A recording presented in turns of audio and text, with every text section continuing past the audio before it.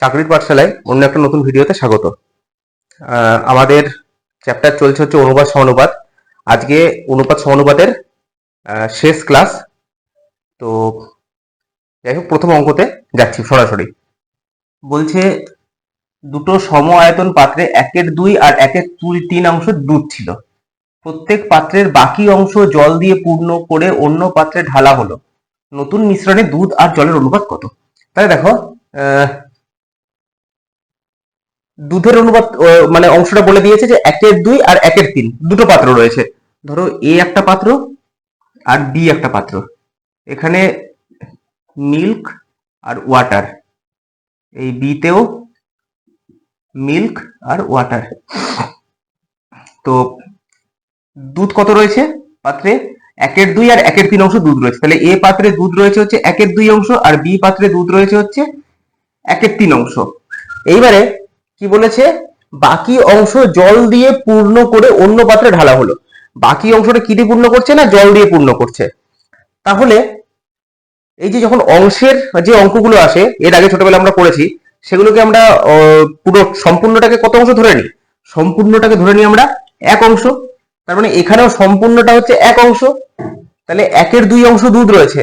তাহলে জল কত রয়েছে? জল রয়েছে হচ্ছে 1 মাইনাস 1/2, মানে হচ্ছে সে 1/2 হবে।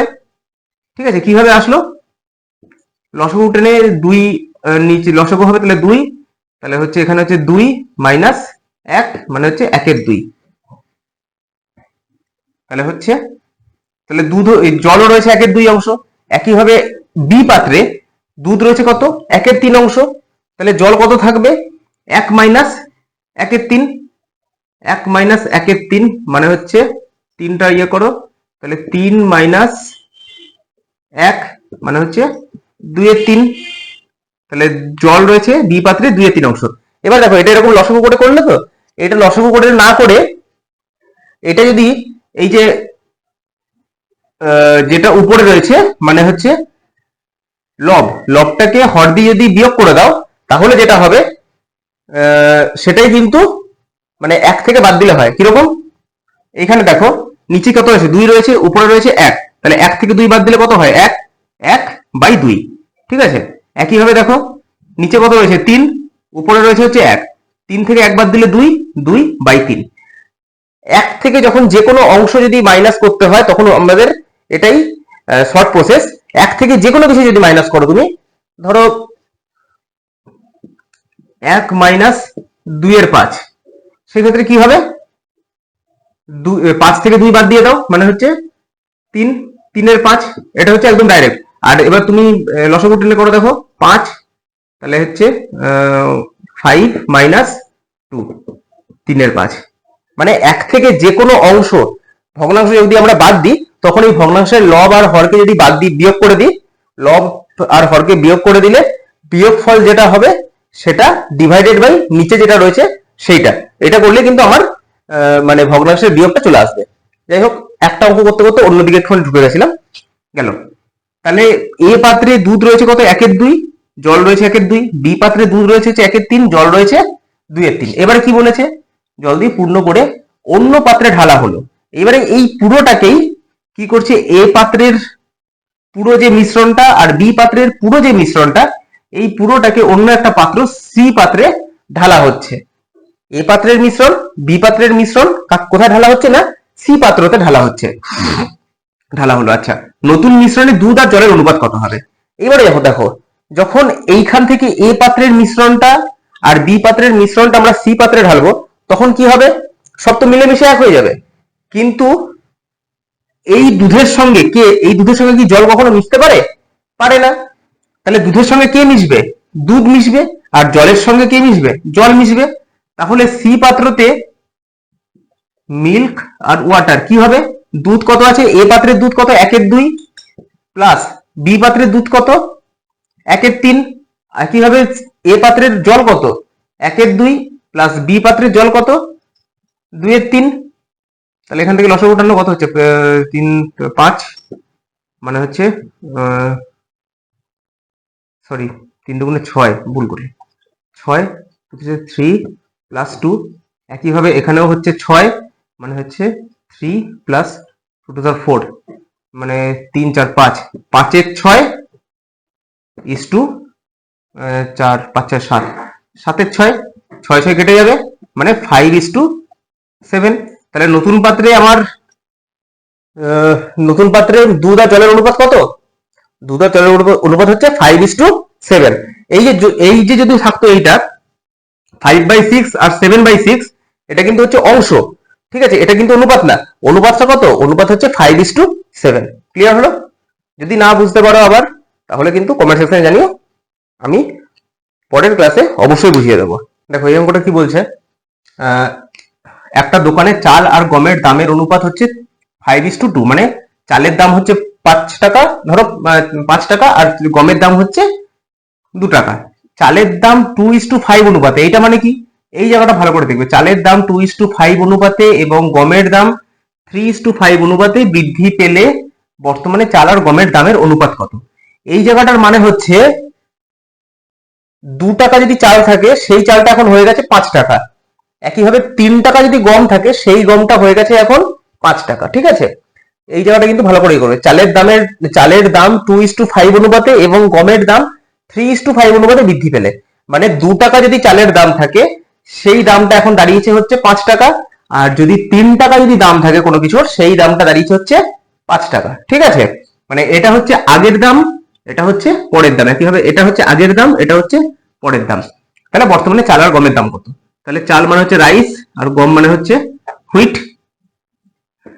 তাহলে আমি চালের দাম ধরে নিচ্ছি, কি বলেছে, গমের দামের অনুপাত হচ্ছে 5:2। তাহলে 5:2, তাহলে আমি ধরে নিচ্ছি চালের দামটা হচ্ছে 5x, গমের দামটা হচ্ছে 2x। এবারে কি বলেছি, চালের দাম 2:5 অনুপাতে, মানে 2 টাকা যদি চালের দাম হয়, সেটা এখন হয়ে গেছে 5 টাকা। তাহলে 1 টাকা হলে কত হবে? 2 টাকা। আর এখন চালের দাম কত? আমি কত ধরেছি? 5x টাকা। তাহলে 5x টাকা যদি চালের দাম হয়, তাহলে এখন মানে পূর্বের দাম হয়, এখন বর্তমানে দাম কত? এইটা মানে হচ্ছে 25x/2, মানে বর্তমানে চালের দাম হচ্ছে 25x/2। একইভাবে গমের দাম কি বলেছে? 3:5 অনুপাতে বৃদ্ধি পেয়েছে, মানে 3 টাকা গমের দাম আগের দাম হলে এখন দাম হচ্ছে 5 টাকা। 1 টাকা হলে 3, আর কত দাম ধরেছি আমি? 2x। তাহলে 2x টাকা হলে ইন্টু 2x, মানে হচ্ছে 5 দুগুণে 10x/3 ইস টু 10x/3। ঠিক আছে, এটা হলো আবার গমের দাম। এবার বলেছে তাহলে তাদের দামের অনুপাত কত? এটাই হচ্ছে আমার দামের অনুপাত, বোঝাই যাচ্ছে। এটা কাটবে। এবারে এইরকম যখন থাকবে, এক্স এক্স কেটে গেল, এরকম যখন থাকবে, কি বলেছিলাম, নিচের গুলোর লসাগু করে, যেটা লসাগু হবে সেই লসাগুটাকে দুদিকেই গুণ করে দিতে হবে। তাহলে এই 2 আর 3 এর লসাগু কত হবে? 3 দুগুণে 6। 2 আর 3 এর লসাগু 6 হয়, কেননা 2 আর 3 কোনো কিছুকে দিয়েই ভাগ করা যায় না। ঠিক আছে, তাহলে 6, তার মানে এখানে ইন্টু 6 মানে হচ্ছে 3 2, এবারে 5 5 25, 5 দুগুণে 10, মানে হচ্ছে 5 3 15 is to 2 2 4, মানে চাল আর গমের বর্তমান অনুপাত কত? 15:4। ঠিক আছে, অঙ্কটা কিন্তু একদম সহজ। অঙ্কটা নিয়ে খুব একটা না, মেন হচ্ছে এই দুটো জায়গা বোঝা, সেই কারণে অঙ্কটাকে কিন্তু আমার করানো, আর কিছু না। অঙ্কটা কিন্তু একদম সহজ অঙ্ক। এই যে চালের দাম 2:5 অনুপাতে, মানে 2 টাকা যদি আগের চালের দাম হয়, বর্তমানে চালের দাম হচ্ছে 5 টাকা।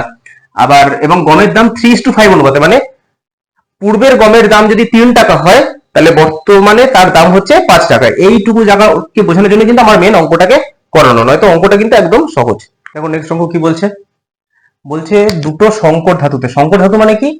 অ্যালয়, মানে যেখানে দুটো ধাতুর মিশ্রণ থাকে। সোনা আর তামার অনুপাত হচ্ছে যথাক্রমে 7:2, এটা হচ্ছে একটা সংকর ধাতুর অনুপাত, আর এটা হচ্ছে 7:11। এবারে মোটামুটি তোমরা সবাই জানো যে আমরা যখন গয়না মানে কি সোনা দিয়ে কোনো গয়না তৈরি করি, তখন কিন্তু তাতে শুধুমাত্র সোনা থাকে না, খাদ হিসাবে কি দেওয়া হয়? তামা দেওয়া হয়। তার কারণ হচ্ছে সোনা কি? সোনা হচ্ছে সব থেকে নমনীয় ধাতু বা নরম ধাতু, যার জন্য কি হয়, শুধুমাত্র সোনা দিয়ে যদি কোনো গয়না তৈরি করা হয়, সেই গয়না খুব সহজেই ভেঙে যাবে। সেই কারণে খাদ হিসাবে তামা অ্যাড করা হয়। ঠিক আছে, তো তাহলে এটা হচ্ছে ধরো 1 নম্বর মানে সংকর ধাতু, এটা হচ্ছে 2 নম্বর সংকর ধাতু। কি বলেছে? সোনা আর তামার অনুপাত হচ্ছে 7:2, এটা হচ্ছে 7, এটা হচ্ছে 2। এবং 7:11, 7:11, এই দুই সংকর ধাতু সমানভাবে মিশিয়ে যে নতুন সংকর ধাতু পাওয়া যায় তাতে সোনা আর তামার অনুপাত কত। এবারে দেখো প্রথম যে সংকর ধাতুটা আছে তাতে সোনার, এটা হচ্ছে সোনা মানে হচ্ছে গোল্ড, আর তামা মানে হচ্ছে কপার, সি, গোল্ড কপার, ঠিক আছে। তাহলে প্রথমটাতে সোনা তামার অনুপাত হচ্ছে 7:2, 7:2 হচ্ছে প্রথমটাতে, আর দ্বিতীয়টাতে কত 7:11। এবার তাহলে সোনা কতটা রয়েছে, এটা তো হচ্ছে অনুপাত, সোনা রয়েছে হচ্ছে 7 + 2 মানে হচ্ছে 9, 7-এর 9 ভাগ হচ্ছে সোনা রয়েছে, আর 2-এর 9 ভাগ হচ্ছে কি রয়েছে, কপার রয়েছে। একইভাবে এখানে কত রয়েছে 18, 18 মানে হচ্ছে 7-এর 18 অংশ হচ্ছে সোনা রয়েছে, আর কপার রয়েছে হচ্ছে 11-র 18 অংশ কপার রয়েছে, হয়ে গেল। এইবারে কি বলছে, এই দুই সংকর ধাতুকে সমানভাবে মিশিয়ে যে নতুন সংকর ধাতু পাওয়া যায়। এবার সেই আবার আগের মতো সমানভাবে মিশাতে হচ্ছে, মানে সোনার সঙ্গে কি মিশবে, সোনা মিশবে, তামার সঙ্গে কি মিশবে, তামা মিশবে। তাহলে নতুন ধাতু যেটা হবে 3 নম্বর যে সংকর ধাতুটা হচ্ছে নতুন, যেখানে গোল্ড আর হচ্ছে কপার রয়েছে, সেখানে গোল্ডে কি আছে 7-এর 9 প্লাস এই প্রথম সংকর ধাতুতে সোনা রয়েছে হচ্ছে 7-এর 9, আর দ্বিতীয় সংকর ধাতুতে সোনা রয়েছে হচ্ছে 7-এর 18 ইস্টু। একইভাবে প্রথম সংকর ধাতুতে কপার রয়েছে হচ্ছে কত 2-এর 9 প্লাস দ্বিতীয় সংকর ধাতুতে কপার রয়েছে হচ্ছে 11-র 18। এবার যোগ করে দাও, লসাগু কত হবে 18, 9 × 7 × 14, 14 প্লাস 7 ইস্টু, এখানে হচ্ছে 18 মানে 9 × 4 প্লাস 11 মানে 21, 21-এর 18 কি রয়েছে, 21-এর 18 গোল্ড রয়েছে, আর হচ্ছে 15, 15-র 18 হচ্ছে কপার রয়েছে, 18 18 কাটবে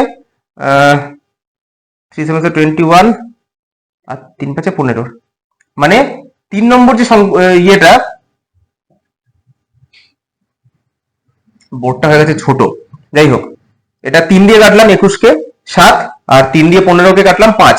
তাহলে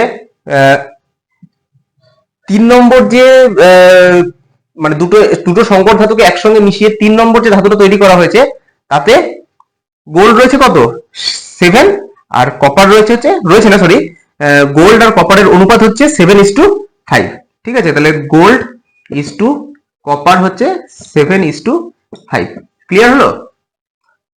প্রথম সংকর ধাতুতে ছিল গোল্ড ছিল হচ্ছে 7-এর 9, কপার ছিল হচ্ছে 2-এর 9, দ্বিতীয়টাতে হচ্ছে গোল্ড ছিল 7-এর 18, কপার ছিল হচ্ছে 11-র 18। এবারে বলেছে দুটো ধাতুকে একসঙ্গে মিশিয়ে দেওয়া হচ্ছে, মিশিয়ে যখন দেওয়া হচ্ছে গোল্ডের সঙ্গে গোল্ড আসবে, কপারের সঙ্গে কপার আসবে, কেননা গোল্ডের সঙ্গে কপার নিশ্চয়ই খাপ খাবে না, গোল্ডের সঙ্গে গোল্ডই খাপ খাবে।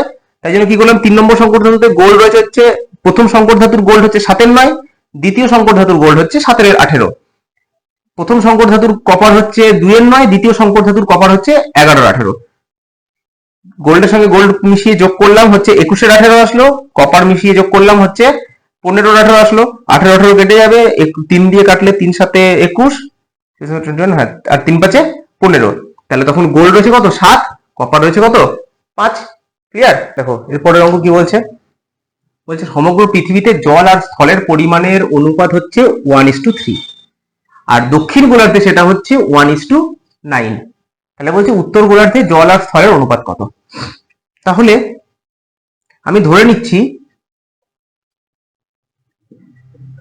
উত্তর গোলার্ধে নর্থে জল আর স্থলের অনুপাত আমি ধরে নিচ্ছি x:y, এটা আমি ধরে নিলাম।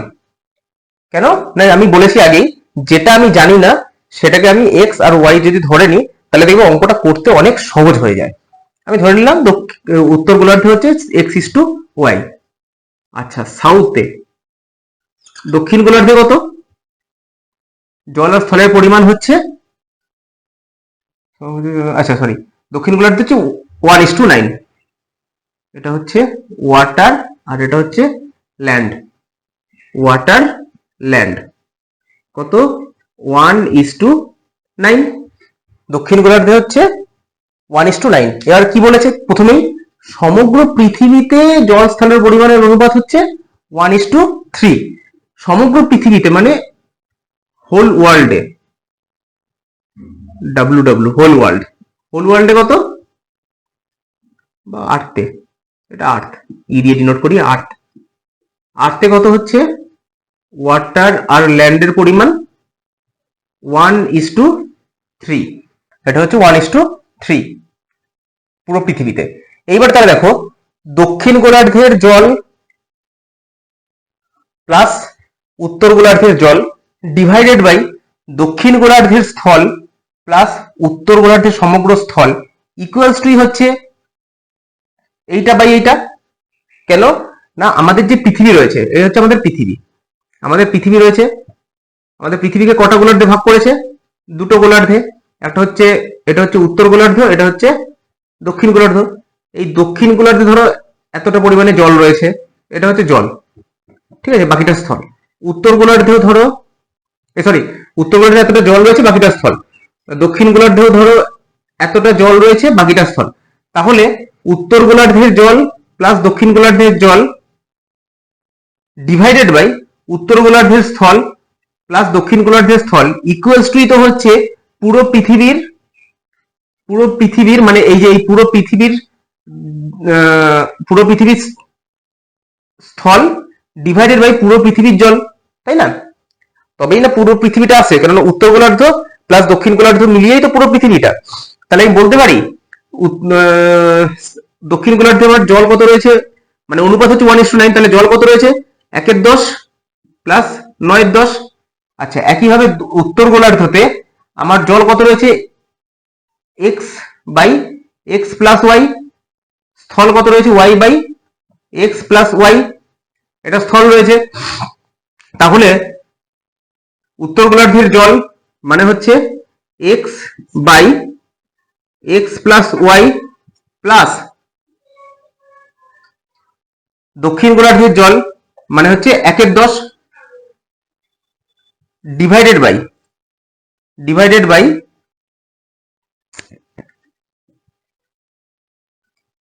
দক্ষিণ গোলার্ধের উত্তর গোলার্ধের স্থল মানে হচ্ছে y by x plus y by X plus y plus দক্ষিণ গোলার্ধের স্থল মানে হচ্ছে 9/10 ইকুয়ালস টু হচ্ছে, এটা কি ধরেছিলাম জল, মানে এখানে জল কত আছে 1/3। উত্তর গোলার্ধের জল প্লাস দক্ষিণ গোলার্ধের জল ডিভাইডেড বাই উত্তর গোলার্ধের স্থল প্লাস দক্ষিণ গোলার্ধের স্থল ইকুয়ালস টু হচ্ছে পুরো পৃথিবীর জল বাই পুরো পৃথিবীর স্থল। ক্লিয়ার? এবারে এটাকে ইয়ে করি, মানে বড় ইয়েটা নিয়ে তারপরে হচ্ছে এটা হচ্ছে 10x প্লাস ওয়াই, এর নিচেও তাই আসবে 10x প্লাস ওয়াই। তাহলে উপরে কত হবে 10x plus x plus Y, আর নিচে কত আসবে 10y প্লাস, এটা হচ্ছে 10y plus 9x plus 9y। কেন, এখানে উপরে কিন্তু 9 রয়েছে, ঠিক আছে, ইকুয়ালস টু হচ্ছে 1/3। এবারে এটা কেটে যাবে, এটা কেটে গেলে তাহলে হচ্ছে তোমার 11x plus Y divided by এখানে হচ্ছে 19x plus 9y equals to 1/3। তাহলে এটা এদিকে ইয়ে করি, তাহলে হচ্ছে 33x plus 3y equals to হচ্ছে 19x প্লাস 9y। এক্সট্রাকে এদিকে নিয়ে আসলে 14x ইকুয়ালস টু ওয়াইটাকে ওদিকে নিয়ে চলে গেলে 6y। তাহলে x by y equals to হচ্ছে 6/14, মানে কাটাকাটি করলে 2 3 6, 2 14, 3:7, মানে x is to y দক্ষিণ সাউথ গোলার্ধের x মানে হচ্ছে কত 3, এক্সটা কি ধরেছিলাম ওয়াটার, আর এটা হচ্ছে ল্যান্ডটা কত ধরেছিলাম 7। তাহলে উত্তর গোলার্ধের জল হচ্ছে 3:3 জল ইস টু ল্যান্ড, মানে হচ্ছে ওয়াটার ইস টু ল্যান্ড হচ্ছে 3:7। ক্লিয়ার হলো? দক্ষিণ গোলার্ধের জল প্লাস দক্ষিণ গোলার্ধের জল প্লাস উত্তর গোলার্ধের জল ডিভাইডেড বাই দক্ষিণ গোলার্ধের স্থল প্লাস উত্তর গোলার্ধের স্থল ইকুয়ালস টু হচ্ছে সম্পূর্ণ পৃথিবীর জল বাই সম্পূর্ণ পৃথিবীর স্থল। এবার ওখান থেকে আমি এটাকে সিম্পলিফিকেশন করে আমার x:y বেরোলো হচ্ছে 3:7। আমাকে কি চেয়েছিল? উত্তর গোলার্ধে জল আর স্থলের অনুপাত কত, সেটা কি ধরেছিলাম? জল আর স্থলের অনুপাত হচ্ছে x:y, x:y বেরিয়ে গেল 3:7। ঠিক আছে, আশা করছি বুঝতে পারছো। পরের অঙ্ক, এই অঙ্কটা না খুব ইন্টারেস্টিং, এই টাইপের অঙ্কগুলো খুব আসে আর এই অঙ্কগুলো খুব মাথা গোলায়ও। কি বলছে? একজন পুলিশ একটা চোরকে তাড়া করলো, ভালো কথা। যে সময় চোরটা 5 ধাপ যায়, মানে ধরো চোর 1 ধাপ 2 ধাপ 3 ধাপ 4 ধাপ 5 ধাপ, যে সময় চোরটা 5 ধাপ যায় সেই সময় একটা পুলিশ 6 ধাপ যায়, মানে সেই একই সময় পুলিশটা কত ধাপ? 1 2 3 4 5 6 ধাপ যায়, মানে পুলিশটা চোর থেকে 1 ধাপ বেশি যায়, পুলিশ 6 ধাপ যায়। ঠিক আছে, আবার পুলিশের 3 ধাপ চোরের 6 ধাপের সমান, মানে পুলিশের এই 3টে ধাপ চোরটার 1 2 3 4 5 6 মানে 6 ধাপের সমান। এই জায়গাটা ভালো করে বোঝো, মানে পুলিশের 3 ধাপ চোরের 6 ধাপের সমান, মানে পুলিশ যখন 3 পা যাচ্ছে তখন চোর সেই একই সময় চোর ক পা যাচ্ছে? না 6 পা যাচ্ছে, তার মানে পুলিশের গতিবেগটা বেশি হবে।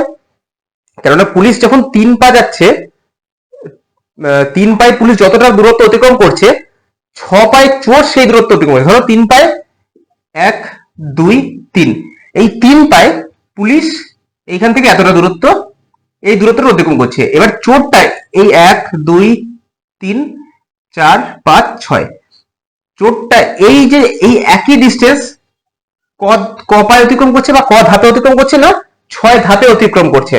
তার মানে বলতেই হয় যে পুলিশটার গতিবেগটা বেশি হবে।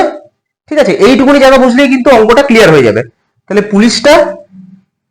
পুলিশটার গতিবেগ চোরটার থেকে অবশ্যই বেশি, অর্থাৎ চোরটার যে পায়ের যে স্টেপ গুলো ফেলছে চোরটা, সেই স্টেপ গুলো ছোট ছোট, তুলনামূলকভাবে পুলিশটা পায়ের যে স্টেপ গুলো ফেলছে সেই স্টেপ গুলো অনেক বড়, যার জন্য কি হচ্ছে না চোরের 6 ধাপ পুলিশের 3 ধাপের সমান। তাহলে বলেছে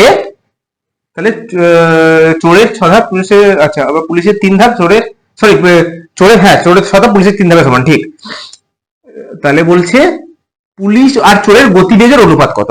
এইবারে আমরা মূল অঙ্কতে ফিরে আসি, এটা বোঝা গেল। এবারে আমরা মূল অঙ্কতে ফিরে আসি। কি বলছে দেখো, পুলিশ আর চোর,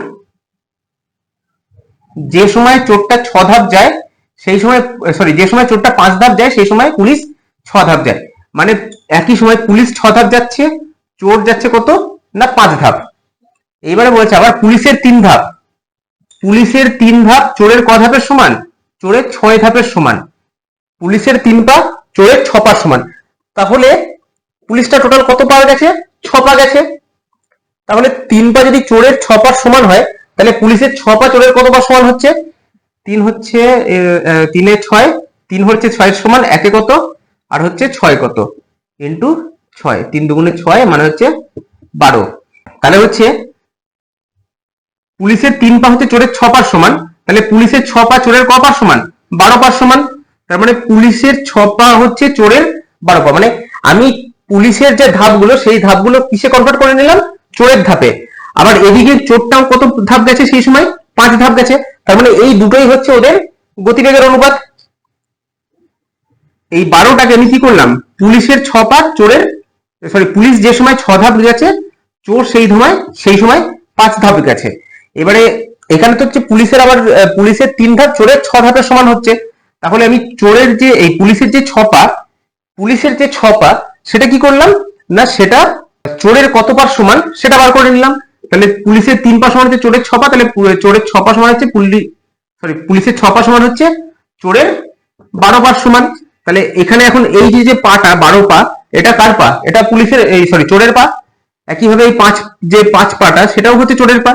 তাহলে নির্দিষ্ট সময় যাচ্ছে, তাহলে এইটা করলে আমার ওদের গতিবেগের অনুপাত বেরিয়ে যাবে। তাহলে পুলিশ আর চোরের গতিবেগের অনুপাতটা কত? নির্দিষ্ট সময় পুলিশে যাচ্ছে হচ্ছে 12 পা, চোরও যাচ্ছে হচ্ছে 5 পা। তাহলে ওদের গতিবেগের অনুপাত হচ্ছে 12:5। কেননা একটা নির্দিষ্ট সময়, ধরো নির্দিষ্ট সময় চোরটা যাচ্ছে হচ্ছে ধরো 5 কিলোমিটার, সেই একই সময় পুলিশটা চলে যাচ্ছে হচ্ছে কত না 12 কিলোমিটার। তার মানে ওদের দুজনের যেহেতু একটা নির্দিষ্ট সময়ে আমি দুজনের গতিবেগটা আমি নির্ণয় করতে পেরেছি, তাহলে ওদের দুজনের গতিবেগের অনুপাত কত? 12:5। ঠিক আছে, এই অঙ্কগুলো কিন্তু খুব আসে, আর এই অঙ্কগুলো এরকম ভাইটাল অঙ্ক। এই অঙ্কগুলোতে সবসময় এই পুলিশ আর চোর থাকে, তো তুমি যে কোনো একজনকে কনভার্ট করে নেবে কিসে না আর অন্যটাতে। মানে যেরকম আমি এখানে কি করলাম, পুলিশের গতিবেগটাকে কি করলাম, আমি কনভার্ট করে নিলাম কাতে? চোরের সঙ্গে। যে পুলিশ 6 পা যখন যাচ্ছে তখন ওই একইভাবে চোর কতটা যেতে পারতো, তাহলেই আমার দুজনের গতিবেগের অনুপাতটা বেরিয়ে যাবে। কখনো কখনো কি দিয়ে দেয় যে কতক্ষণ পরে চোরটা পুলিশকে ধরবে, সরি কতক্ষণ পরে পুলিশটা চোরকে ধরবে, এইগুলো দিয়ে দেয়। হ্যাঁ, এইখানে যখন গতিবেগের অনুপাত বেরিয়ে গেল, তখন ওখান থেকে আমি আরামসে বের করে নিতে পারবো যে কতক্ষণ পরে পুলিশ চোরটাকে ধরবে। ঠিক আছে, দেখো এই অঙ্কটাও একটু অন্য ধরনের। হ্যাঁ, বলছে দুটো বইয়ের মূল্য সমান হচ্ছে 5টা খাতার মূল্য, আর 3টে খাতার মূল্য আবার সমান হচ্ছে 11টা পেনের মূল্য। তাহলে বলছে 110টা পেনের পরিবর্তে কটা বই পাওয়া যাবে। এবারে দেখো এখানে বলি, এর আগে আমি কি বলেছিলাম যে করি, তাহলে বুঝতে পারবে। কি বলেছে, দুটো বই সমান হচ্ছে 5টা C4 হচ্ছে কপি। দুটো বই সমান হচ্ছে 5টা কপি। এর আগে আমি কি বলেছিলাম যে এইরকম যখন আসবে তখন আমি কি করে অনুপাতটা বার করব, বজ্রগুণ করে দেবো, বুক বাই সি সমান হচ্ছে 5/2, এরকম হয়ে যাবে। তাহলে হবে হচ্ছে বুক ইস টু কপি সমান হচ্ছে 5:2, এরকম হবে। কিন্তু এইখানে এই নিয়মটা খাটবে না। কেন খাটবে না বলি দাও।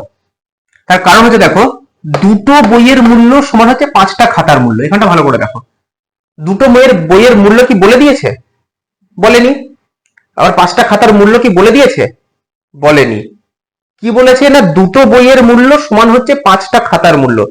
মানে এখানে আমার জিনিসটাকে মানে এইটা সমান হচ্ছে এইটা, এরকম বলে দিয়েছে।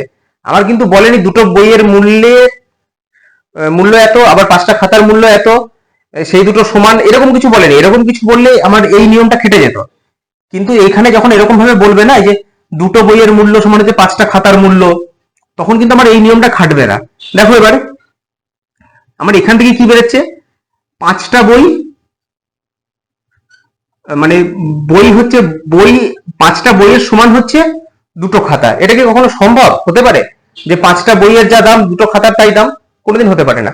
এই সমস্ত অঙ্কগুলোর ক্ষেত্রে কি করব, এই সমস্ত অঙ্কগুলোর ক্ষেত্রে আমার দুটো বইয়ের মূল্য সমান হচ্ছে 5টা খাতার মূল্য, মানে হচ্ছে এখানে ধরে বুঝেই নিতে হবে যে বুক ইজ টু কপি সমান হচ্ছে দুটো বই এইটার সঙ্গে কপি হচ্ছে 5, দুটো বইয়ের সঙ্গে মানে বুক ইজ টু কপি সমান হচ্ছে 2:5। মানে দুটো বইয়ের যা মূল্য সেটাই হচ্ছে 5টা খাতার মূল্য। এই মূল্য দুটো সমান, মানে 2 সমানই হচ্ছে 5। ঠিক আছে, এবং 3টে খাতার মূল্য সমান হচ্ছে 11টা পেনের মূল্য। আবার 3টে কপি আর হচ্ছে pen, copy is to pen, 3টে পেনের যা মূল্য, সরি 3টে খাতার যা মূল্য 11টা পেনের তাই মূল্য। মানে হচ্ছে কপি ইজ টু পেন সমান হচ্ছে 3:11। এবারে তাহলে বলছি 110টা পেনের পরিবর্তে কটা বই পাওয়া যাবে। এবার দেখো আমি এখান থেকে সবকটা অনুরোধ পেয়ে যাবো। তাহলে book is to copy is to pen, তাহলে বুক কত 2:5, আর কপি ইজ টু পেন হচ্ছে কত 3:11। কি বলেছিলাম, ইজ টু এদিকে 5 এদিকে 3, গুণ করে দিলে 3 দুগুণে 6, 3 5 15, 11 55। তার মানে হচ্ছে 55টা পেন সমান হচ্ছে 6খানা বই। 55টা পেন সমানই হচ্ছে 6খানা বই। এবার কি বলেছে আমাকে, 110টা পেনের পরিবর্তে কটা বই পাওয়া যাবে? তাহলে 55টা পেনের পরিবর্তে কটা বই পাচ্ছি? আমি 6টা বই পাচ্ছি। একটা পেনের পরিবর্তে এতগুলো বই পাচ্ছি। আর 110টা ইন্টু 110, 5 11, এটা হচ্ছে 5 to 10 10 10, হ্যাঁ 11 2 মানে 6 দুগুণে 12। তাহলে 110টা পেনের পরিবর্তে আমি কটা বই পাচ্ছি? না 12টা। ঠিক আছে, ক্লিয়ার হলো? এই থেকে এই অঙ্কগুলো যেখানে এরকম দুটো বইয়ের মূল্য মানে সবগুলোই হচ্ছে জিনিসে দিয়ে দেবে, কোনো নির্দিষ্ট একটা মূল্যকে বলবে না, সেই ক্ষেত্রে কিন্তু আমি এরকম ভাবে অনুপাতটাকে এরকম ভাবেই করবো যে দুটো বই মানে হচ্ছে দুটো বই, পেন হচ্ছে সরি কপি হচ্ছে 5টা, মানে দুটো বইয়ের মূল্য সমান হচ্ছে 5টা খাতার মূল্য, মানে হচ্ছে বুক ইস টু কপি সমান হচ্ছে 2:5। তবে এই টাইপের অঙ্কগুলো খুব কম পাবে তোমরা, এগুলো একটু মাথা খাটিয়ে তোমাদেরকে ইয়ে করতে হবে যে কখনোই আমার 5টা দুটো খাতার যা মূল্য সেটা কখনোই 5টা বইয়ের মূল্য হতে পারে না। এরকম এখানে মাথা খাটিয়ে এই এই জায়গাগুলো কিন্তু নিজেরা ইয়ে করবে। আর তাও বলে দিচ্ছি যে এরকম দুটো বইয়ের মূল্য সমান 5টা খাতা, মানে সবই যখন নির্দিষ্ট কোনো মূল্য দেবে না, যে দুটো জিনিসের মধ্যে যখন কম্পেয়ার করবে তখন কিন্তু অনুপাতটা ঠিক এইভাবেই আসবে। ঠিক আছে, এক্স ওয়াই জেড একটা কাজ করে মোট 3400 টাকা উপার্জন করে। এক্স ওয়াই আর জেড যথাক্রমে 5 দিন 7 দিন আর 10 দিন কাজ করে, মানে এক্স করেছে 5 দিন, ওয়াই করেছে হচ্ছে 7 দিন আর জেড করেছে হচ্ছে 10 দিন। তাদের প্রতিদিনের মজুরির অনুপাত 4:5:3 হলে এক্স মোট কত টাকা উপার্জন করে? তার মানে দেখো এক্স কতদিন কাজ করেছে? 5 দিন, ওয়াই কতদিন কাজ করেছে? 7 দিন, জেড কতদিন করেছে? 10 দিন। তাহলে তাদের প্রতিদিনের মজুরির অনুপাত হচ্ছে এক্স এর মজুরির কত? X is to Y is to Z. X এর মজুরি কত? একদিনের 4, ওয়াই এর কত? 5 আর জেড এর কত? 3 অনুপাতে। তাহলে আমি ধরে নিই এক্স এর মজুরি হচ্ছে 4x, ওয়াই এর হচ্ছে 5x, জেড এর হচ্ছে 3x। এবারে এক্স কতদিন কাজ করেছে? এবার এক্স না ধরলেও হবে, ঠিক আছে, এক্স না ধরলেও হবে, কোনো অসুবিধা নেই। এবারে এক্স কতদিন কাজ করেছে? না 5 দিন।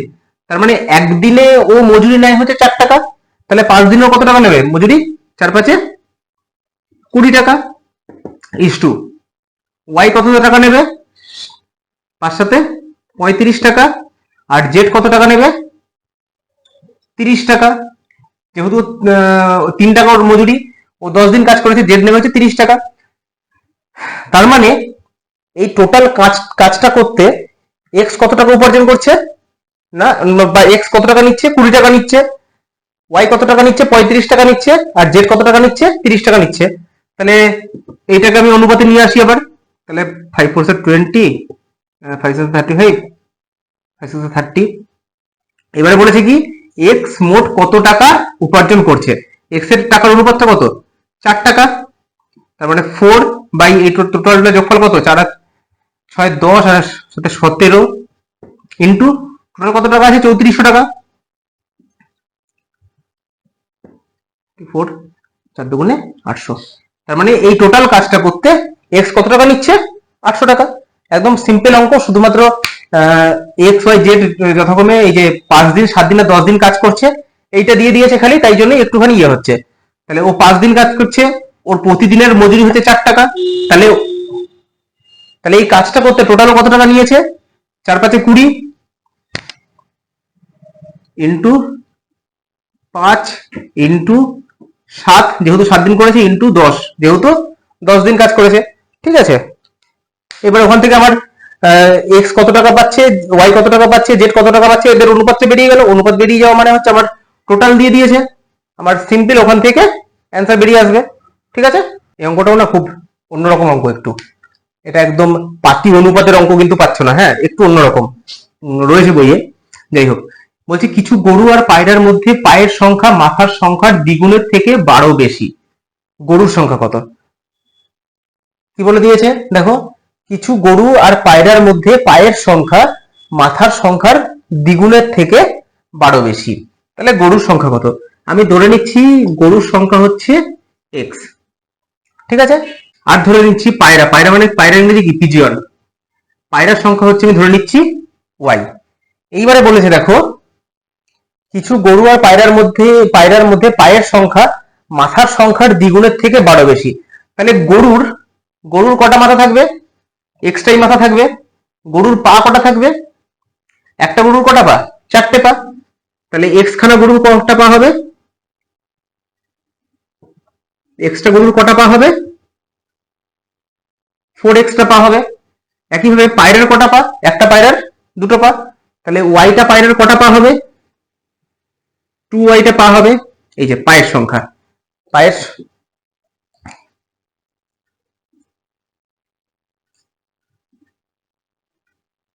পায়ের সংখ্যা। তাহলে হচ্ছে এক্সটা গরুর কটা পা? 4 এক্সট্রা পা। আর ওয়াইটা পায়রার কটা পা? 2 ওয়াইটা পা, যেহেতু একটা গরুর 4টে করে পা। আচ্ছা, এবারে কি বলেছে? গরুর মধ্যে পায়রার মধ্যে পায়ের সংখ্যা মাথার সংখ্যার দ্বিগুণের থেকে 12 বেশি। এবারে এর মাথার সংখ্যা কটা? এক্সট্রা মাথার সংখ্যা কটা? এক্সট্রা গরুর কটা মাথা? এক্সট্রাই মাথা। আর ওয়াইটা পায়রার কটা মাথা?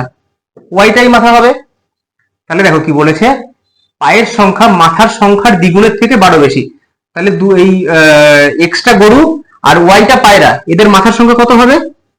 X plus y. এটা হচ্ছে সমস্ত যে কটা জানোয়ার আছে সবার, বা যে কটা পশু পাখি রয়েছে, যে দুটো পশু পাখি রয়েছে তাদের টোটাল মাথার সংখ্যা। আর তাদের টোটাল পায়ের সংখ্যা কত? 4x plus 2y। এটা হচ্ছে যে কটা পায়রা আর গরু আছে টোটাল, তাদের টোটাল পায়ের সংখ্যা। এবার কি বলেছে দেখো ভালো করে, পায়ের সংখ্যা মাথার সংখ্যার দ্বিগুণের থেকে 12 বেশি। পায়ের সংখ্যাটা হচ্ছে মাথার যে সংখ্যা তার দ্বিগুণ, তার থেকে 12 বেশি, তবে গিয়ে পায়ের সংখ্যাটা সমান হচ্ছে। এটা ভালো করে পড়ো দেখো, পায়ের সংখ্যা মাথার সংখ্যার দ্বিগুণের থেকে 12 বেশি। মানে পায়ের যে সংখ্যাটা সেটা হচ্ছে মাথার সংখ্যার দ্বিগুণের থেকে 12 বেশি। মানে মাথার সংখ্যার দ্বিগুণ করে প্লাস 12 করলে তবে গিয়ে আমার পায়ের সংখ্যাটা পাবো। ইকুয়েশন আমার চলে আসলো। ভয় পাবে না এক্স ওয়াই রয়েছে বলে। দেখো কেসটা তাহলে হচ্ছে 2x প্লাস 2y। অনেকে মনে করে যে এক্স ওয়াই দুটোই রয়েছে, কি করে হবে, দুটো তো মান চলে আসবে। দেখো করতে থাকো তাহলে বুঝতে পারবে। তাহলে 2x plus 2y plus 12 equals to হচ্ছে 4x প্লাস 2y। দেখো এবার 2y কেটে যাচ্ছে না, এদিকেও ইকুয়ালস টু, এদিকেও প্লাস 2y আছে, ইকুয়ালস টু ওইদিকেও প্লাস 2y আছে। 2y কেটে গেল, এই 2x টাকে ওইদিকে নিয়ে চলে গেলাম। তাহলে হচ্ছে 4x মাইনাস 2x, মানে হচ্ছে 2x সমান হচ্ছে 12, তাহলে x সমান হচ্ছে 6। তাহলে কি বলেছিল, গরুর সংখ্যা কত? গরুর সংখ্যা আমি কি ধরেছি? x। তাহলে গরুর সংখ্যা কটা রয়েছে? 6টা। ঠিক আছে, এটা একদম পাতি অনুপাতের অঙ্কের মতো পড়ছে না, একটু অন্য, কিন্তু অঙ্কটা ভালো। এই টাইপের অঙ্ক কিন্তু দেয় পরীক্ষার হলে, তাই এই টাইপের অঙ্ক কিন্তু ভালো করে দেখবে। বোঝা গেল? দেখো এই অঙ্কটাও মানে এখন যতগুলো অঙ্ক করাচ্ছি না পরপর, প্রত্যেকটা অঙ্ক কিন্তু যথেষ্ট মানে ইম্পর্টেন্ট অঙ্ক। আর প্রত্যেকটা অঙ্ক কিন্তু অন্য অন্য ধরনের। বলছি এ আর বি এর মাসিক আয়ের অনুপাত হচ্ছে 4:5। ঠিক আছে, এ আর বি এদের আয় কত? 4:5। এবং মাসিক সঞ্চয়ের অনুপাত হচ্ছে 14:19। ঠিক আছে, যদি উভয়ের মাসিক খরচ 1200 টাকা হয় তবে এ ও বি এর মাসিক আয়ের পার্থক্য কত? এবারে দেখো আমি ধরে নিচ্ছি এর মাসিক আয় হচ্ছে 4x, বি এর হচ্ছে 5x। এবারে ওদের দুজনের মাসিক খরচ কত? 1200 টাকা। তাহলে মাসিক আয় থেকে যদি মাসিক খরচকে আমি বাদ দিয়ে দিই, তাহলে আবার কি পড়ে থাকবে না, সঞ্চয় পড়ে থাকবে। একটা মানুষ 20 টাকা আয় করছে, আর সেখান থেকে সে খরচ করছে ধরো 15 টাকা। তাহলে তার সঞ্চয় কত হচ্ছে? 20 টাকা আয় করছে, 15 টাকা ব্যয় করছে, তাহলে তার সঞ্চয় হচ্ছে কত? 5 টাকা নিশ্চয়ই। তার মানে আয় থেকে আমি খরচকে যদি বাদ দিয়ে দিই তাহলে সঞ্চয় পড়ে থাকে। তাহলে এখানে আয় কত? 4x। 4x হচ্ছে আয়। এখান থেকে কত ও খরচ করছে? 1200 টাকা। এটা এ এর ক্ষেত্রে। একইভাবে বি এর ক্ষেত্রে আয় কত? 5x। খরচ কত করছে? 1200 টাকা। তাহলে দুজনের সঞ্চয়ের অনুপাত কত? 14:19 ইকুয়ালস টু হচ্ছে 14/19। তাহলে এবারে গুণ করি, কত হচ্ছে 76x minus 19 R 12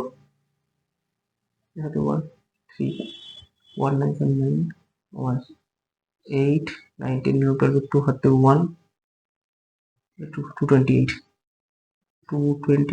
00 equals to হচ্ছে এটা দিয়ে গেলে 5 20 0 হাতে 2 6 7 70 x মাইনাস 14 আর হচ্ছে 12 14 আর 12 8 1 8 4 5 6 168 168 এক 2 এইটা তাহলে এটার দিকে চলে আসলে হচ্ছে তোমার 6x ইকুয়ালস টু ওটার দিকে চলে গেলে হচ্ছে 168 228 বাদ দিলে কত হচ্ছে 0 6 7 8 9 12 60 60 এক 2 60,000 মানে x সমান হচ্ছে কত সরি 6000 সরি 6x সমান হচ্ছে 6000 তাহলে x সমান হচ্ছে 1000 ঠিক আছে x সমান হচ্ছে কত 1000 তার মানে তবে এবারে কি চেয়েছে তবে a আর b এর মাসিক আয়ের পার্থক্য কত তাহলে এর মাসিক আয় কত ছিল 4x মানে হচ্ছে 4 ইন্টু 1000 মানে হচ্ছে 4000 আর b এর মাসিক আয় কত 5x মানে হচ্ছে 5 ইন্টু 1000 মানে 5000 তাহলে দুজনের মাসিক আয়ের পার্থক্য কত 5000 মাইনাস 4000 মানে হচ্ছে এ আর বি এর মাসিক আয়ের পার্থক্য হচ্ছে 1000 টাকা ঠিক আছে বোঝা গেল এই অঙ্কটা কিরকম এই অঙ্কটা কিন্তু এই অঙ্কগুলো কিন্তু বারবার করে আসে ঠিক আছে তাহলে এর আয় যেটা আমি ধরে নিয়েছিলাম 4x বি এর আয় ধরে নিয়েছিলাম হচ্ছে 5x ওখান থেকে আয়ের থেকে খরচকে বাদ দিলেই আমার সঞ্চয় পড়ে থাকে তাহলে 4x minus 1200 divided by 5x minus 1200 equals to হচ্ছে সঞ্চয়ের অনুপাতটা মানে 14:19 ওখান থেকে কাটাকাটি করে আমার x7 বেরিয়ে গেল কত 1000 x7 1000 বেরিয়ে গেল তাহলে 1000 যদি x7 বেরিয়ে যায় তাহলে আমার আয় পেয়ে যাবো 4 ইন্টু 1000 আর বি এর ক্ষেত্রে আয় হচ্ছে 5 ইন্টু 1000 মানে 4000 আর 5000 বাদ দিয়ে দিলাম আমার আয়ের পার্থক্যটা কত সেটা বেরিয়ে গেলাম দেখো এই অঙ্কটা খুব একটা টাফ নয় কিন্তু অঙ্কটা দেখে না হট করে মাথা ঘুরিয়ে যাওয়ার মতো অঙ্ক বাট খুব একটা টাফ নয় অঙ্কটা বলছে পরপর 2 বছরে আমার আয়ের অনুপাত হচ্ছে 2:3 তাহলে আয়ের অনুপাতটা কত 2:3 পরপর 2 বছরে তাহলে এ ফর হচ্ছে আয়ের অনুপাত কি প্রথম বছর দ্বিতীয় বছর ফার্স্ট সেকেন্ড ঠিক আছে আয়ের অনুপাত কত 2:3 আর বি ফর হচ্ছে ব্যয় ফার্স্ট সেকেন্ড ব্যয়ের অনুপাতটা কত বলেছে দ্বিতীয় বছর আমার আচ্ছা আয়ের অনুপাত 2:3 আর ব্যয়ের অনুপাত হচ্ছে 5:9 মানে 5:9 ঠিক আছে আয় আর ব্যয় পেয়ে গেলাম অনুপাতটা আয়ের অনুপাত কত 2:3 আর ব্যয়ের অনুপাত হচ্ছে 5:9 আচ্ছা এবার দেখো কি বলেছে দ্বিতীয় বছর আমার আয় 45,000 টাকা দ্বিতীয় বছর কত এই যে 3 আমি ধরে নিচ্ছি আয় হচ্ছে 2x আর 3x আর ব্যয় হচ্ছে 5y আর হচ্ছে 9y ঠিক আছে এবার বলেছে দেখো দ্বিতীয় বছর আমার আয় 45,000 টাকা দ্বিতীয় বছর আয় বলে দিয়েছে অঙ্কতে বলে দিয়েছে 45,000 টাকা আর আমরা এখানে কতবার করেছি দ্বিতীয় বছরের আয় 3x টাকা তাহলে 3x সমান হচ্ছে 45,000 টাকা আচ্ছা আমার আয় 45,000 টাকা এবং প্রথম বছর আমার ব্যয় 25,000 টাকা প্রথম বছর আমার ব্যয় কত বলে দিয়েছে 25,000 টাকা আর আমরা বার করেছি কত 5y টাকা তাহলে 5y সমান হচ্ছে 25,000 টাকা ঠিক আছে তাহলে এখান থেকে x7 টা বেরিয়ে যাবে না কত বেরোবে 15,000 টাকা এখান থেকে y এর মানটা বেরিয়ে যাবে না কত বেরোবে 5,000 টাকা তাহলে কি বলেছে আমার বেরিয়ে গেল বলছি 2 বছরে আমার মোট সঞ্চয় কত 2 বছরে মোট সঞ্চয় কত মোট সঞ্চয় বার করতে গেলে আমাকে কি করতে হবে আয়টা বার করতে হবে ব্যয়টা বার করতে হবে আয় কত ধরেছিলাম একটা হচ্ছে 2x একটা হচ্ছে 3x আমার এখান থেকে x7 বেরিয়ে গেছে কত 15,000 টাকা তাহলে x7 বেরিয়ে গেলে আবার আয়টা পুরো বেরিয়ে যাবে তাহলে প্রথম জনের আয় কত 15 দুগুণে 30,000 টাকা প্রথম জনের আয় সরি প্রথম মাসের আয় হচ্ছে 30,000 টাকা দ্বিতীয় মাসের আয় হচ্ছে কত 3-15 45,000 টাকা একইভাবে প্রথম মাসের ব্যয় কত হচ্ছে 5y আছে, y এর মান কত 5000, তাহলে হচ্ছে 5 5 25,000 টাকা। ব্যয় কত হচ্ছে 5 9 45,000 টাকা। টোটাল আয় কত হচ্ছে, টোটাল আয় হচ্ছে 75,000 টাকা। 30,000 প্লাস 45,000, তাহলে টোটাল আয় হচ্ছে 75,000 টাকা।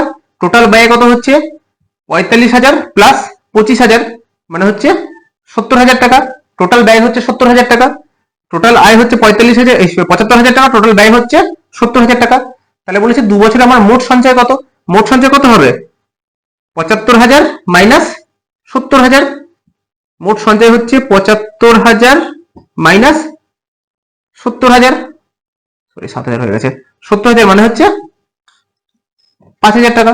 টোটাল সঞ্চয় তাহলে আমার কত হয়ে গেল 2 বছরে 5,000 টাকা। দেখো কি বলছে, বলছে 3টে ক্লাসে ছাত্র সংখ্যার অনুপাত হচ্ছে এইটা 2:3:5। যদি প্রতি ক্লাসে 20 জন ছাত্র বৃদ্ধি পায় তবে নতুন ছাত্র সংখ্যার অনুপাত হয় 4:5:7। ঠিক আছে, তাহলে প্রথমে মোট ছাত্র সংখ্যা কত ছিল, তাহলে আমি ধরে নিচ্ছি একটা ক্লাস, দুটো ক্লাস, তিনটে ক্লাস। আগে ছাত্র ছিল হচ্ছে 2:3:5। আচ্ছা, এবারে 20 জন ছাত্র বৃদ্ধি পাওয়ায়, প্রত্যেক ক্লাসে 20 জন ছাত্র বৃদ্ধি পাওয়ায় এখন ছাত্র সংখ্যা কত হয়েছে 4:5:7। আমি ধরে নিচ্ছি আগে ছাত্র ছিল হচ্ছে 2x 3x 5x, আর এখন ছাত্র হচ্ছে 4x 5x 7x। ঠিক আছে, আগে ছাত্র ছিল হচ্ছে 2x 3x আর 5x, এখন ছাত্র হচ্ছে 4x 5x আর 7x। এইবারে দেখো কি বলছে, যদি প্রতি ক্লাসে 20 জন ছাত্র বৃদ্ধি পায়, তার মানে এই প্রথম ক্লাসে এখানেও কতজন ছাত্র বৃদ্ধি পেয়েছে 20 জন, দ্বিতীয় ক্লাসে কতজন বৃদ্ধি পেয়েছে 20 জন, তৃতীয় ক্লাসেও কতজন বৃদ্ধি পেয়েছে না 20 জন। এবারে দেখো দুজনের মধ্যে পার্থক্যটা দেখো তো, দুটো ক্লাসের মধ্যে এখানে 2 আর 2, সরি এখানে আগে ছিল হচ্ছে 2x, এখন হচ্ছে 4x। তাহলে 4x থেকে 2x বাদ দিলে কত হয় 4x মাইনাস 2x কত হয় 2x। একইভাবে এখানে দেখো 5x থেকে 3x বাদ দিলে কত হয় 2x, 7x থেকে 5x বাদ দিলে কত হয় 2x। তাহলে দেখো এই 2x গুলো সব সেম না, 2x গুলো যখন সেম হয় মানে দুটো ক্লাসের ছাত্র সংখ্যার পার্থক্য যখন সেম হচ্ছে। আবার আমার বলে দিয়েছে দেখো প্রত্যেক ক্লাসে 20 জন করে নতুন ছাত্র ভর্তি হয়েছে বা বৃদ্ধি পেয়েছে, যাই হোক প্রতি ক্লাসে 20 জন করে নতুন ছাত্র বৃদ্ধি পেয়েছে। তাহলে এই যে পার্থক্যটা 2x করে প্রত্যেকটা ক্লাসে, এই 2x করে পার্থক্যটা কেন হয়েছে প্রত্যেকটা ক্লাসে, ওই যে নতুন 20 জন করে ভর্তি হয়েছে সেই 20 জনের জন্য। তাহলে আমি বলতে পারি 2x সমান হচ্ছে 20, তাহলে x সমান হচ্ছে কত 10, আমি বলতে পারি x সমান 10। তাহলে x সমান যদি আমার 10 বেরিয়ে যায়, তাহলে কি বলেছে প্রথমে মোট ছাত্র সংখ্যা কত ছিল, তাহলে x এর মানটা আমি এখানে বসিয়ে দিলেই আমার প্রথমে ছাত্র সংখ্যা পেয়ে যাবো না। এই 2x 3x আর 5x এ x এর মানটা বসিয়ে দিই, তাহলে প্রথমে ছিল কত 20 জন, এখানে ছিল হচ্ছে 30 জন, আর এখানে ছিল হচ্ছে 50 জন, মানে টোটাল কতজন ছিল প্রথমে ছাত্র, টোটাল ছিল হচ্ছে 100 জন। পরে আরো 20 জন করে প্রত্যেকটা ক্লাসে বৃদ্ধি পেয়েছে, মানে টোটাল কত বৃদ্ধি পেয়েছে 60 জন, তাহলে পরে আরো প্লাস 60 হয়ে যাবে। এইবারে ঘটনা হচ্ছে এই অঙ্কটাই কিন্তু অন্যভাবে দিতে পারে, সেই ক্ষেত্রে তোমার এই যে দুটোর মাঝখানে যে পার্থক্যটা না, এখানে যেরকম তিনটের ক্ষেত্রে এই পার্থক্যটা সেম হয়ে গেল 2x হয়ে গেল, সেইখানে কিন্তু সেরকম হবে না। সেখানে কি হয় পার্থক্যটা কোথাও হয়তো দেখা গেল 2x হলো, কোথায় 3x হলো, কোথাও 5x হলো, কোথাও 7x হলো, এরকম হয়ে যাবে। সেইগুলোর ক্ষেত্রে কিন্তু অঙ্কটা অন্যরকম ভাবে আসবে, সেই অঙ্ক আসুক তারপরে করাবো। ঠিক আছে, কিন্তু এইখানে যেহেতু পার্থক্যটা সেম হয়ে যাচ্ছে সেই কারণে আমি এত সহজে অঙ্কটাকে নামিয়ে দিতে পারলাম। কিন্তু যেখানে পার্থক্যটা আমার সেম হবে না, মানে যেখানে এরকম হবে যে পার্থক্যটা অন্য অন্য হচ্ছে, আলাদা আলাদা হচ্ছে, সেখানে কিন্তু আমি অঙ্কটা এত সহজে নামাতে পারবো না, সেখানে অন্য প্রসেস রয়েছে। এবার ব্যাপার হচ্ছে আজকে আমি বলেছিলাম যে আজকে আমি ক্লাসটাকে শেষ করে দেবো, কিন্তু পরপর করে দেখতে পাচ্ছি অনেকগুলো অঙ্ক হয়ে যাচ্ছে। আর 10টা 11টার বেশি আমি অঙ্ক এই কারণে করাচ্ছি না, তার কারণ হচ্ছে ভিডিওটা অনেক লেন্দি হয়ে যাচ্ছে 10টা 11টার উপরে করালে। আর যদি মোটামুটি চ্যানেলটা ভালোভাবে চলতে থাকে, যদি অনেক স্টুডেন্ট হয়, সেক্ষেত্রে এইরকম ভিডিও আমি দিতে পারবো যে দেখা গেল 1.5 ঘন্টা 1.5 ঘন্টা 2 ঘন্টার ভিডিও হলেও কোনো প্রবলেম হবে না, সবাই দেখবে। কিন্তু এখন কি হচ্ছে কিছুটা এত লেন্দি ভিডিও দেখে অনেকেই স্কিপ করে চলে যায়, সেই কারণে আমি চাইছি যে 10টা 11টার মধ্যে অঙ্ক রাখতেই চাইছি। তো সেই কারণে আমার এই ক্লাসে অঙ্ক শেষ হলো না, আর একটা ক্লাস আমার লাগবে এই মানে চ্যাপ্টারটাকে শেষ করতে। আজকের ক্লাসটা বা আজকের ভিডিওটা এখানেই শেষ করছি। এর পরের ক্লাসে আরো মোটামুটি 10-12টা অঙ্ক করিয়ে আমি ক্লাসটাকে শেষ করে দেবো, ঠিক আছে? তবে এটুকু বলতে পারি, তোমরা আমি যে অঙ্কগুলো করাচ্ছি সেই অঙ্কগুলো যদি তোমরা সেইভাবে দেখো বা সেইভাবে প্রিপারেশন নাও, সেইভাবে প্র্যাকটিস করো, তাহলে কিন্তু অঙ্কতে আশা করছি কোনো রকম কোনো প্রবলেম তোমাদের থাকবে না। এরপরে যদি তোমরা কোনো জায়গায় অঙ্ক বুঝতে না পারো, কেননা প্রত্যেকের বোঝানো সমান নয়, প্রত্যেকের বোঝা মানে আমার বোঝানোর যে ক্যাপাসিটি বা আমি যেরকম ভাবে বোঝাচ্ছি সেটা হয়তো তোমরা নিতে পারছো না অনেকে, বা নিতে পারবে না, সেক্ষেত্রে তাকে অন্যরকম ভাবে আমার বোঝাতে হবে বা বোঝানোর চেষ্টা করবো আমি। তো তোমরা যদি কেউ আমার বোঝানোটা বুঝতে না পারো, তাহলে কমেন্ট সেকশনে জানিও যে দাদা আমি বুঝতে পারিনি এই জায়গাটা, বা এখানে বুঝতে পারিনি, বা ওখানে বুঝতে পারিনি। আমি অবশ্যই পরের ক্লাসে সেগুলোকে তোমাদেরকে বুঝিয়ে দেওয়ার চেষ্টা করবো। যাই হোক, আজকের ক্লাস এখানেই শেষ করছি। আর একটা ক্লাস করিয়ে আমি অনুপাত সমানুপাত শেষ করে দেবো। দুটো হলো তোমার দুটো হচ্ছে পাটিগণিতের অঙ্ক, হলো দুটো চ্যাপ্টার আর কি, দুটো চ্যাপ্টার পাটিগণিত হলো। এরপরে আমরা একটু অন্য দিকে যাব, ঠিক আছে?